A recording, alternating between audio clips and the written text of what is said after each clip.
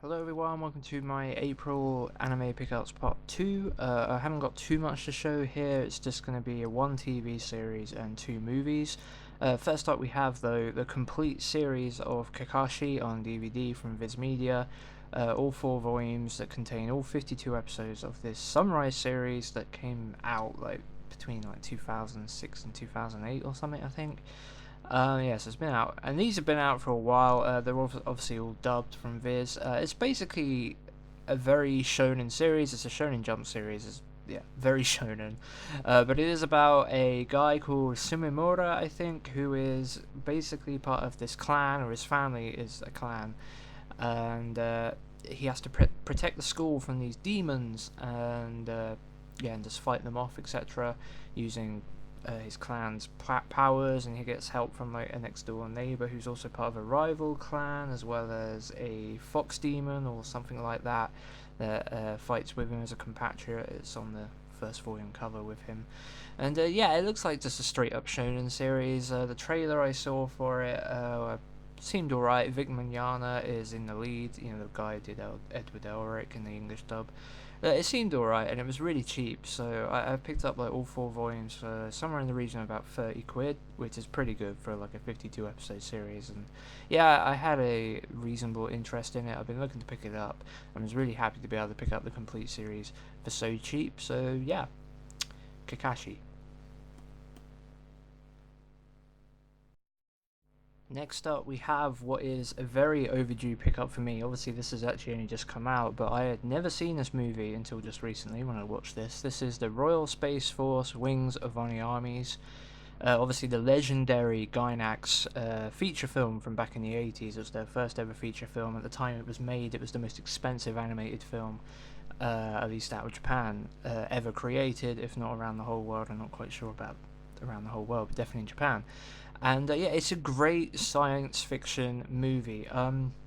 Basically set in this region called Oniamis, and how our main character, whose name I have obviously forgotten, he's part of the Royal Space Force, which is basically an excuse for the government to, as part of their portraying it as we're venturing out into space to further human history and mankind, and it's for the benefit of all people, while really it's more we want to go eventually put weapons in space and get. And the film is very full of the themes of political corruption, and how that those who unwillingly to pursue their own quite noble dreams of getting into space and stuff are unfortunately infected with this political corruption, etc. So you got this nice group of characters, and they all want to go into space and venture for human history, want to push human history forward and technology-wise,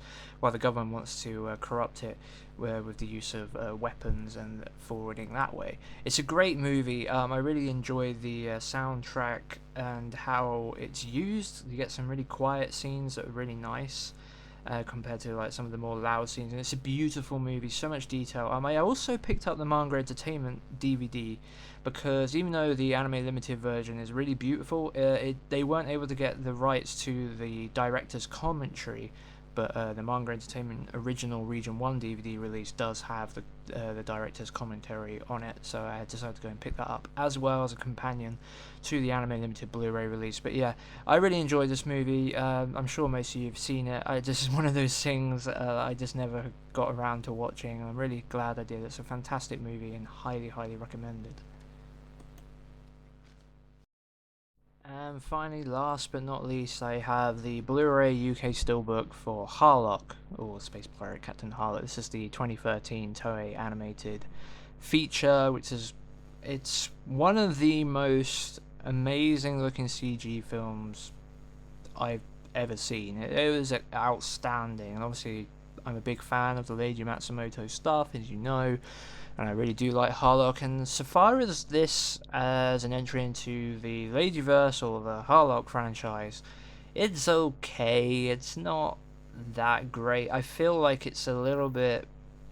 It's not. It doesn't have the Leiji Matsumoto touch. I'm pretty sure he didn't really work on this movie that much. I think this is more like everybody else just working on it.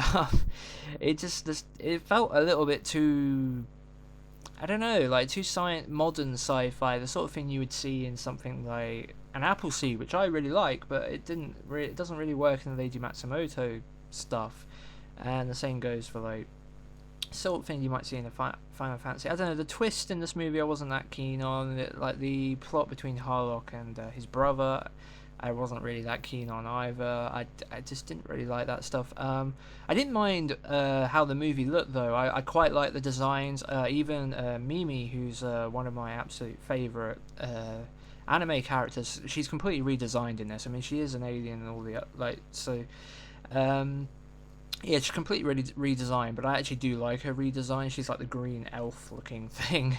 But yeah, outstandingly good looking movie, but it's certainly not the best Harlock thing out there, but I do enjoy it enough. So yeah, that's been my pickups for the second half of April. Like I say, not much, but I've got two rather significant sized anime pickups coming for May, and I'm going to be putting those out really quickly because I've already filmed them. I've just got to edit them and put them together. So yeah, I'm Viz, thanks for watching, and I will see you very soon. Ciao.